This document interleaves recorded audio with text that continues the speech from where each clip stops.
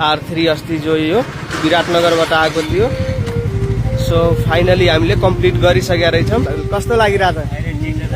कति महिनापछि bike back भयो हातमा? म त 5 महिनादेखि यो बाइकले मलाई निकै परेशानी दिँदै मैले कहाँ लगिनु। म जङ्गलमा पर्दाखेरि मैले फाइजनलाई फर्स्ट टाइम मैले कल गरेको थिएँ। त्यतिखेर फर्स्ट टाइम कल गरेको थिएँ, दाजु हेर्नु न म यता पढिरहेको छु भनेर। मलाई वास्तै छैन यस्तो बाइकहरू कहाँ छ के छ भनेर दुनियाँदारी भन्न थाल्यो क्या। त्यसपछि मैले इजरी लगेर सोरुममा पनि राखेँ।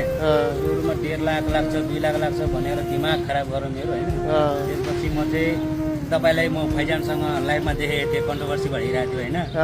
त्यति बेला म तपाईँलाई फलो गरेँ होइन। अब जानुपर्छ दाइको म काठमाडौँ लिएर जानुपर्छ भनेर म सोचिरहेको थिएँ। अनि अहिले आएँ ठ्याक्कै बनाउँदै धेरै खुसी भइरहेको छु होइन। तर मैले यो यामा बाच्चा भन्छ नि यो फैजान दाइले लास्टै गलत मैले धेरै गरेँ होइन। तर फैजानले मलाई लास्टै रुवाएको पनि छ क्या।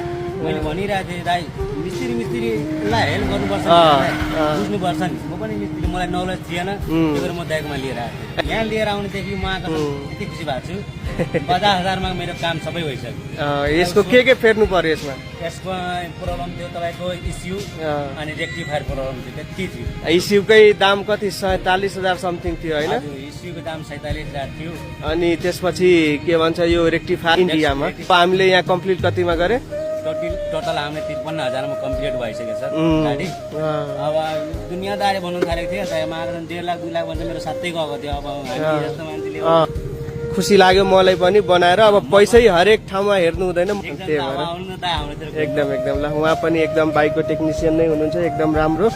र कस्तो हुन्छ कि अब जुन बाइक जुन मान्छेले बनाइरहेको छ त्यो बाइकमा उहाँहरूलाई एक्सपिरियन्स हुन्छ। सो यो बाइकहरूको म रेगुलर यहाँ आइरहेको हुन्छ नि प्रायः जसो। अब यो बाइकहरू हाई सीसी बाइकहरू यहाँ हेर्न सकिन्छ बाइकर्स पोइन्टमा। सो एक्सपिरियन्स हुन्छ। जस खुसी लाग्यो। हरेक ठाउँमा पैसै हेर्नु हुँदैन। मेकानिक भएर एउटा मेकानिकलाई राम्रो सजेसन र सपोर्ट गर्नुपर्छ।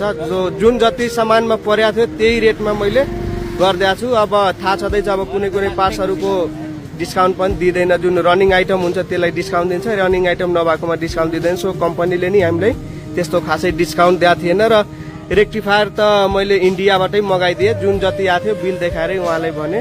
र उसको के भन्छ यामाहा सोरुमबाट यतै नेपालबाटै इस्यु पाएँ। र इस्यु चाहिँ यसको यहीँबाट ल्याएर हालेँ। जति परेको थियो त्यति नै।